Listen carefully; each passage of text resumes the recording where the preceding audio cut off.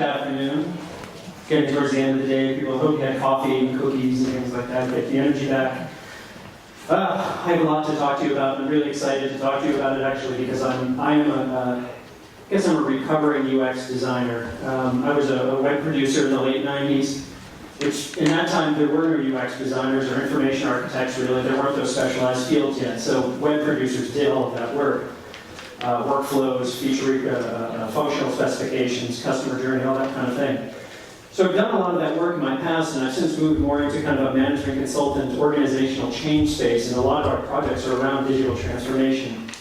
I'll stop there, but there's a lot more I want to share about that. Just very briefly, Xplane is a hard company to explain, actually. We're kind of a combination of a management consultancy and a design consultancy put together.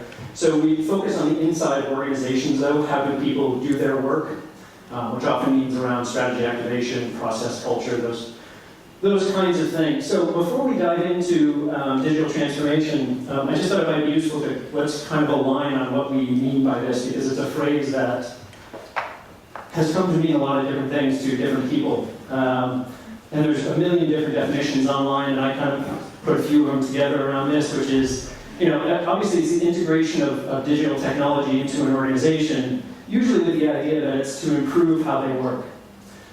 Very simple definition, but that can be anything from, hey everybody, we're going to start using Skype, right? Something very simple, on out to, hey, we're a print publishing company, or we're going to stop doing print, or we're going to do digital. They completely change their service and business model, and anything in between.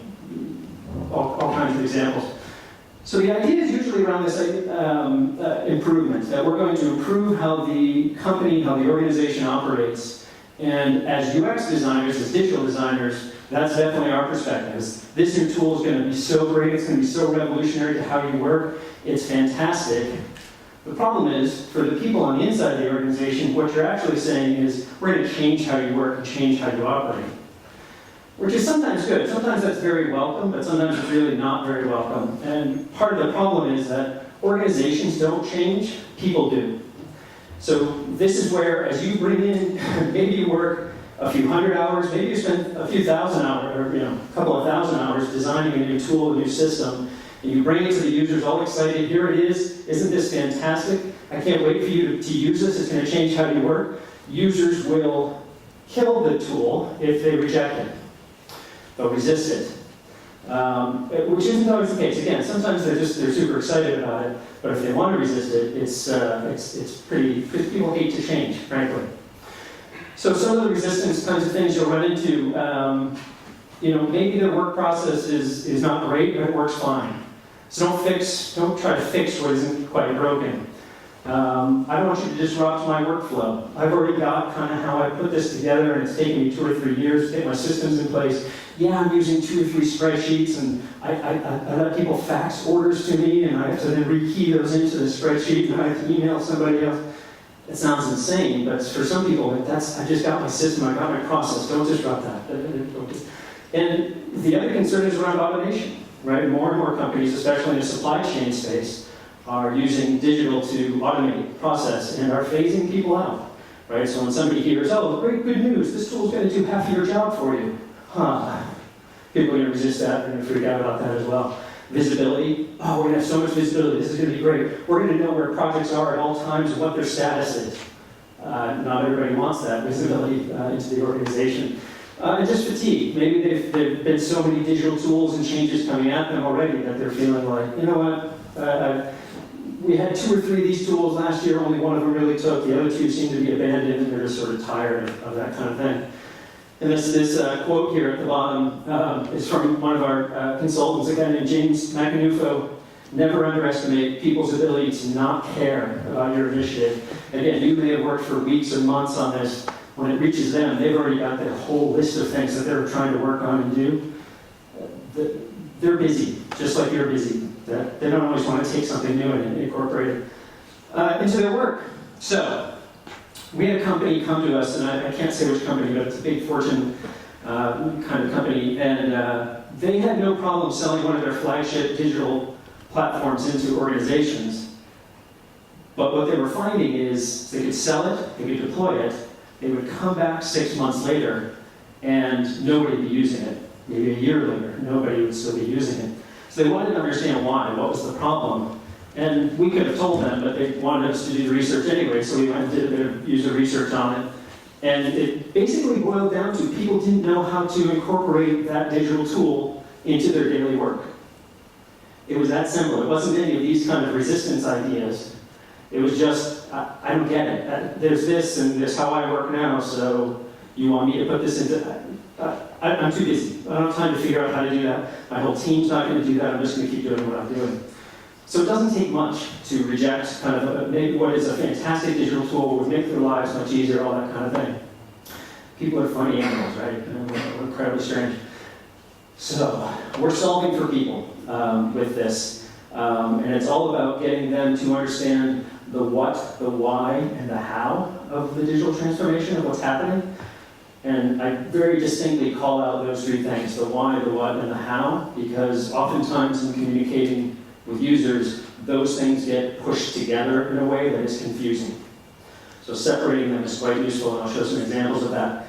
You then have to realign the organization, or at least the affected people, against the new digital tool. What are the new processes? What are the new practices? What is the new culture that's going to emerge out of this as a result of this, the new digital, the transformation, whether it's a tool or something broader? And then you have to do it at scale, because it usually doesn't impact just 10 people, it's usually more than 100 people. It could be 100,000 people who now have to start using a whole new digital platform or start working differently than they were. That's a huge organizational shift that has to happen, and that doesn't just happen overnight or just by having a town hall meeting or releasing a video or something like that. So I'm going to shift now to tools and techniques, the communication engagement plan, and some case studies just to show you some examples of how we go about this. So solving for what and why is actually fairly simple in terms of, back to Ivalata's presentation earlier this morning, if you saw it around visual thinking, we rely heavily on visual thinking. So here's a current state, it's obviously done for IBM. Here's current state of what the world is like without their digital platform, without their digital solution, and then the future state of what it's going to be like. And the nice thing about this is with the current state, it does about a bunch of things for you, but three things kind of come to mind. One is that it's an honest assessment of what's happening today. This is what it's like in the organization, and you get to reflect that back to users. That builds trust. They say, okay, you actually see some of the pains that I'm experiencing. You've done some of the homework around this. I trust a little bit more of whatever solution you're trying to bring into the organization. The third thing it does is it creates kind of a case for change. This is what's broken, right? We've got missed opportunities over here. We've got frustrated customers. We've got time and people cost problems. And then there's lots of detail on the little things in between. And then the future state is usually just kind of a flip of that, right? It just kind of takes and turns that over. We're going to have more opportunities, satisfied customers, and time and people savings. And it goes through and describes all the bits and pieces of how this digital tool, this new digital transformation is going to improve everyone's experience, really. Not just the customer's experience, but the people who are working in the process. So you can use visuals like this to communicate kind of the what and the why of it. This is what's changing, and the why is the comparison between how it is today and how it's going to be tomorrow, hopefully. Now let's get to some tools. Those are communication engagement tools. So this is where we get into more consultative tools, frankly. So there's three I'm going to walk you through. The first is the 8 dimensions of an organization, and it's very good for assessing the organizational readiness for the change. We'll look at some examples on that. Empathy maps for understanding the people who are affected, and really looking at the change from their point of view, and understanding how you need to talk to them and work with them. The last one is the activation curve, and this is where you get into kind of the design and plan of the change that's going to happen, and the transformation that's going to happen. Like I said, we'll go through this in some detail. So one of the really important things of using all of these tools is to engage the organization as you go through this, and you'll see some examples around this, but who are the impacted teams and functions, and let's bring them together to go through a co-creative process to realign the organization. And a big part of why you want to do this is that it makes people soldiers in the fight rather than victims of the change, right? People support what they help build. So if you say we have this new digital platform, we're going to bring it in. Well, I'm getting ahead of myself, actually. I'm going to stop right there. That's actually what this tool is for, the 8 dimensions of an organization. And you can modify this to have 4 dimensions if you want. Some people just say people, process, technology, right? That would be 3 dimensions of an organization. You could blow it out to have 20 dimensions if that were appropriate for the client or the context. We tend to start from these 8. They usually get us as far as we need to get, actually. So I've listed them separately because it can be a little hard to read, right? It's the structure, it's the talent, the systems and tools, the core, the culture and values, processes, the vision, missions, and strategy, knowledge, skills, and behaviors. And what you want to do with these, what we do with them, is to say, okay, we've got this current state, we've got this future state. Where are we ready for this change, and where are we not? And just a simple post-up exercise. So anything in green is where they're ready for the change, and anything in pink here happens to be where they're not ready for the change. This is going to be pretty big, pretty significant change for them. And the thing about this is you do this across every single impacted team. So if this were a company-wide something, you do it with HR, you do it with IT, you do it with finance, you do it with product, you do it with the leadership team. In fact, you go across the segmentation of the whole organization. One of the nice things about this is that it gives you a common framework to have the same conversation across each group. And then as you come out of those meetings, you've identified what needs to change, identify big versus small change, which then lets you prioritize and sequence and plan those things. And this is an example from an actual project where the strategy was changing. It was strategy around digital. And you can see kind of the ripples coming out of the center to see what the big changes are. Process, knowledge and skills, and behaviors were the biggest things that had to change. Culture and value didn't have to change much. Structure was a little bit of an impact.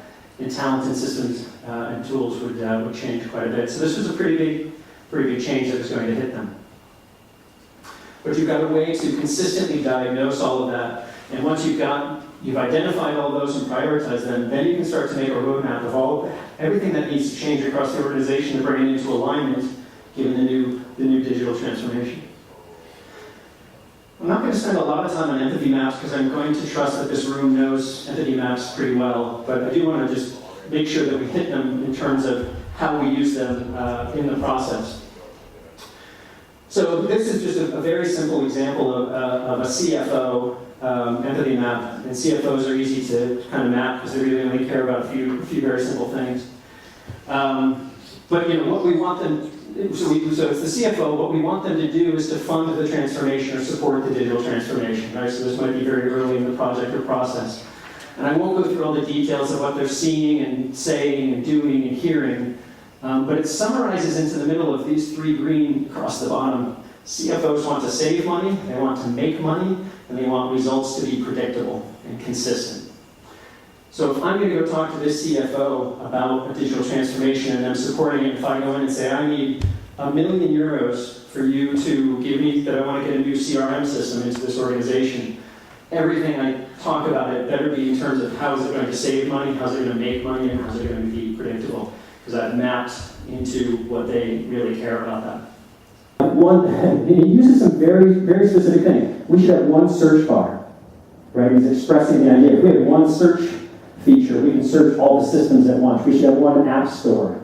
We should have one news feed. And it's just kind of painting a picture of what the future state might look like around that. So very high-level use cases to describe very deep information. This is another board game. It's a different board game. This is a client, a global energy client who they had 9 core technology systems, which they called Backbone. And everyone in the organization knew about Backbone, but there were 9 distinct systems, and they were going through some changes. Some were merging, some were being added. And so they needed to introduce that idea to people so they could understand what was changing and how their role related to the different systems and which ones you should incorporate into your daily work. Not everybody needed all 9. In fact, very few people needed all 9. Some people only needed 1 or 2. Some people maybe needed 4 or 5. But people didn't have a good understanding of that. And these were supposed to be, as I said, they're called backbones. So they're supposed to be the core systems in the organization. So it's a board game designed to let teams go through that process and develop that understanding of what their relationship is to those. This is the Ambassador Toolkit that I mentioned earlier. This was actually designed to help those change, the digital transformation ambassadors, the change ambassadors go out to the location, meet with the leadership. They have card sort exercise in the book. That's the top picture, the top right picture. They can do a card sort. They fill out kind of a strategy map and a tactical map against the results of that card sort. And then they've got solution cards also in the deck to talk about how they're going to introduce the new digital tool into the users who are there. Got a glimpse of this one earlier too. This is for a pharmaceutical company, and it's a digital tool itself, but the idea is that they're introducing all kinds of digital into their laboratories. And so this is a very simple comparison. On one side is what do our labs look like now when they're less digital, more analog, less digital. And on the right, more digital. And what does that look like? It's a very simple comparison. Interestingly, this tool was used to train employees, introduce it to employees, but then also it was used by their sales teams to go out and talk about their solution and how they were modernizing the organization. So it found multiple uses in the organization. This might be the last one. This is, so you've seen some good examples of using visual information to visualizing content or visualizing ideas. This is a good example of that. So this was a Canadian bank that was completely changing their customer service model, and in doing that, they had to change the way their digital systems worked. And so a big part of that was going through getting people bringing them together in meetings and having conversations about what is it like today, what's it going to be like tomorrow. And you can see the drawings that the teams are making in the photos, and then our teams are taking those and visualizing them into kind of higher level sketch, kind of synthesis of those sketch models. What ends up happening with all of those visuals is they get blown up and they get put up on the walls and they become a part of the dialogue and the conversation, and even out to the point where pieces of those visuals become part of roadmaps. This is what we're doing in Q1, this is what we're doing in Q2, and you can see the sequence of how those things unfold. But they're reimagining their future together. They're solving for how this is going to work and impact them going into the future. This is, so I wanted to give you a tool, give you something, and this toolkit, the DNA of change. So we went through an exercise a few years ago to say, of all the change kinds of programs we work on, whether it's digital transformation or strategy or M&A or whatever it might be, there are certain things that help change happen, and digital transformation is absolutely a part of it. So there's an infographic on one side that talks about kind of I think there are eight elements, 8 DNA-like elements of when change goes well. And I won't go into the detail of that, I just mostly want to tell you this tool is available. So there are those 8 elements, and then for each of the elements, there's a worksheet that goes with it that you can use. This happens to be the empathy map. I think the eight dimensions is one of the other ones. And I think the activation curve is another one, but there are other tools there too. So feel free to grab that. If you don't get the address there, it's you can just, if you just search DNA of change, you'll find that page quickly. I think that's all I have.